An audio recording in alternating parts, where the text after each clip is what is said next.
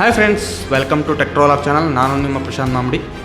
ಇವತ್ತು ಜಾಲಿ LLB 3 ನೋಡ್ಕೊಂಡು ಬಂದಿದ್ದೀನಿ ಫ್ರೆಂಡ್ಸ್. ಅದರಲ್ಲಿ ಅರ್ಷದ್ ವಾರ್ಸಿ, ಅಕ್ಷಯ್ ಕುಮಾರ್, ಆಮೇಲೆ ಸೌರಭ್ ಶುಕ್ಲಾ, ಸೀಮಾ ಬಿಸ್ವಾಸ್, ಅಮೃತ ರಾವ್, ಹುಮಾ ಖುರೇಶಿ, ತುಂಬ ದೊಡ್ಡ ತಾರಾಗಣವಿದೆ ಫ್ರೆಂಡ್ಸ್.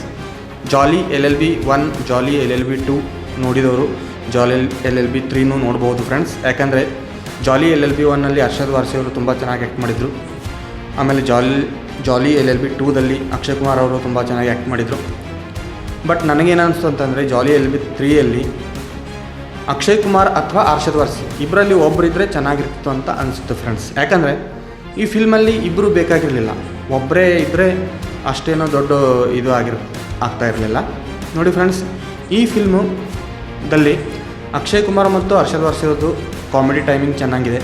ಆಮೇಲೆ ಅವ್ರದ್ದು ಆ್ಯಕ್ಟಿಂಗ್ ತುಂಬ ನ್ಯಾಚುರಲ್ ಆಗಿ ಕಾಮಿಕ್ ಟೈಮಿಂಗ್ ಚೆನ್ನಾಗಿರೋದ್ರಿಂದ ನ್ಯಾಚುರಲ್ ಆಗಿ ಒಂದು ನಗುನ ತರಿಸುತ್ತೆ. ಇಬ್ಬರದು ಜುಗಲ್ಬಂದಿ ಅಂತ ಹೇಳ್ಬೋದು. ನಾನೇನು ತಿಳ್ಕೊಂಡಿದ್ದೆ, ಟ್ರೈಲರ್ ಬಿಡುಗಡೆ ಆದಾಗ ಒಂದು ಕೇಸ್ ಇರುತ್ತೆ, ಅದನ್ನು ಇಬ್ಬರು ಆಮ್ನ ಸಾಮ್ನ ಮಾಡಿ ಲಡಾಯಿಸ್ತಾರಂತ ತಿಳ್ಕೊಂಡಿದ್ದೆ. ಬಟ್ ಆ ಥರ ಆಗಲಿಲ್ಲ ಫ್ರೆಂಡ್ಸ್. ಇದರಲ್ಲಿ ಜಾಲಿ LLB 1, ಜಾಲಿ LLB 2 ಅಂಥೇಳಿ ಅದರಲ್ಲೂ ಕೂಡ ಹಾಗೆ ಹೇಳಿದ್ದಾರೆ. ಒರಿಜಿನಲ್ ಜಾಲಿ LLB ಅಂಥೇಳಿ ಜಗಳ ಆಡ್ತಿರ್ತಾರೆ ಇಬ್ಬರು. ಆಮೇಲೆ ಸೌರಭ್ ಶುಕ್ಲಾ ಅಂತರೂ ಅವರು ಜಡ್ಜ್ ರೋಲಲ್ಲಿ ತುಂಬ ಬಹುತ್ ಭಾರಿ ಆ್ಯಕ್ಟಿಂಗ್ ಕಿಯೇ ಹೈ ನಾವು ಹಿಂಗೆ ಹೇಳ್ಬೋದು ಫ್ರೆಂಡ್ಸ್. ಯಾಕಂದರೆ ಸೌರಭ್ ಶುಕ್ಲಾ ಅವರು ಒಂದು ನ್ಯಾಯದ ಪರವಾಗಿ ವಿಚಾರ ಮಾಡುವಾಗ ನಮ್ಮಲ್ಲೂ ಅನಿಸುತ್ತೆ, ಯಾಕೆ ನಮ್ಮ ಇಂಡಿಯಾ ಜಡ್ಜ್ಗಳು ಈ ಥರ ಇರಬಾರ್ದು ಅಂತ ಹೇಳಿ. ಯಾವಾಗಲೂ ಅವರು ಒಂದು ಮಾತು ಹೇಳ್ತಾರೆ, ಸೌರಭ್ ಶುಕ್ಲಾ ಅವರು ಜಡ್ಜ್ ಆಗಿ ಏನೋ ಪಾರ್ಶಿಯಾಲಿಟಿ ಇದ್ದಾರೆ, ನೀವು ಪಾರ್ಶಿಯಾಲಿಟಿ ಮಾಡ್ತಾಯಿದ್ದೀರಿ ನೀವು ಅಂತಂದಾಗ ಆವಾಗ ಸೌರಭ್ ಶುಕ್ಲಾ ಏನು ಜಡ್ಜ್ ಇರ್ತಾರೆ ಅವರಂತಾರೆ, ಕೆಲವೊಂದು ಸಲ ನಾವು ಲೆಟರ್ ಆ್ಯಂಡ್ ಸ್ಪಿರಿಟ್ ಅಂತೀವಿ, ಅದರಲ್ಲಿ ನಾವು ಜಾಸ್ತಿ ಮಹತ್ವ ಕೊಡೋದು ಲೆಟ್ರಿಗೆ. ಬಟ್ ಆ್ಯಕ್ಚುಲಿ ಸ್ಪಿರಿಟ್ ಅಂದರೆ ಎಮೋಷನ್ನು. ನಾವು ಆವಾಗ ಎಮೋಷನ್ಗೂ ಸ್ವಲ್ಪ ಬೆಲೆ ಕೊಡಬೇಕಾಗುತ್ತೆ. ಅದರ ಸಲುವಾಗಿ ನಾವು ನ್ಯಾಯದ ಪರವಾಗಿ ಇರಬೇಕಾಗುತ್ತೆ ಅಂಥೇಳಿ ಅವರು ಒಂದು ಮಾತು ಹೇಳ್ತಾರೆ. ಅದು ಬಹಳ ಒಂದು ಟಚಿಂಗ್ ಇದೆ ಫ್ರೆಂಡ್ಸ್. ಅದು ನೋಡಬಹುದು ನೀವು. ಇದನ್ನು ನೀವು ಥಿಯೇಟ್ರಲ್ಲಿ ನೋಡಿದ್ರೆ ನಿಮಗೆ ಬಹಳ ಆನಂದ ಆಗುತ್ತೆ ಆ ಒಂದು ಮಾತು. ಆಮೇಲೆ ಫ್ರೆಂಡ್ಸ್, ಇದರಲ್ಲಿ ವಿಲನ್ ರೋಲ್ ಮಾಡಿದವರು ತುಂಬ ಚೆನ್ನಾಗಿ ಮಾಡಿದ್ದಾರೆ. ಅವರು ಕೂಡ ಅವ್ರ ಹೆಸರು ಗೊತ್ತಿಲ್ಲ ಫ್ರೆಂಡ್ಸ್ ನನಗೆ, ಬಟ್ ಆ್ಯಕ್ಟಿಂಗ್ ತುಂಬ ಚೆನ್ನಾಗಾಗಿದೆ. ಆಮೇಲೆ ಇದು ಫಿಲ್ಮ್ ಎದ್ರ ಮೇಲೆ ಬೇಸ್ಡ್ ಇದೆ ಅಂತಂದರೆ ಜಾಲಿ LLB ಇದು ರೈತರ ಒಂದು ಸಮಸ್ಯೆಗಳ ಕುರಿತು ಒಂದು ಫಿಲ್ಮ್ನ ಮಾಡಿದ್ದಾರೆ ಫ್ರೆಂಡ್ಸ್.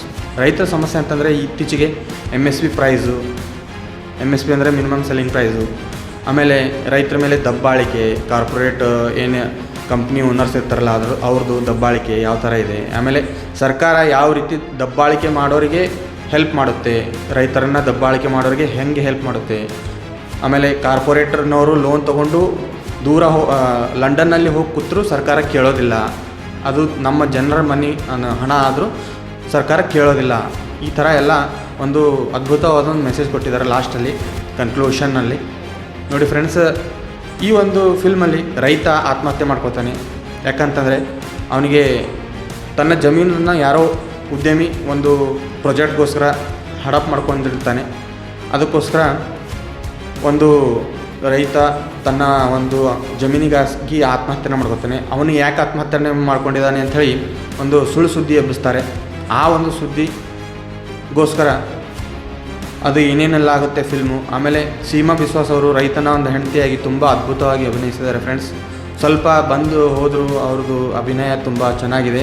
ಆಮೇಲೆ ಅಮೃತ ರಾವ್, ಹುಮಾ ಖುರೇಶಿ ಅಂತರೂ ತುಂಬ ಚೆನ್ನಾಗಿ, ಅವ್ರದ್ದು ಸ್ವಲ್ಪ ಕಡಿಮೆ ಸ್ಪೇಸ್ ಇದೆ ಫಿಲ್ಮಲ್ಲಿ, ಆದರೂ ಕೂಡ ಅವ್ರದ್ದು ಒಂದು ಸ್ಪೇಸ್ ಏನಿದೆ ಚೆನ್ನಾಗಿ ಬೆಳೆಸ್ಕೊಂಡಿದ್ದಾರೆ.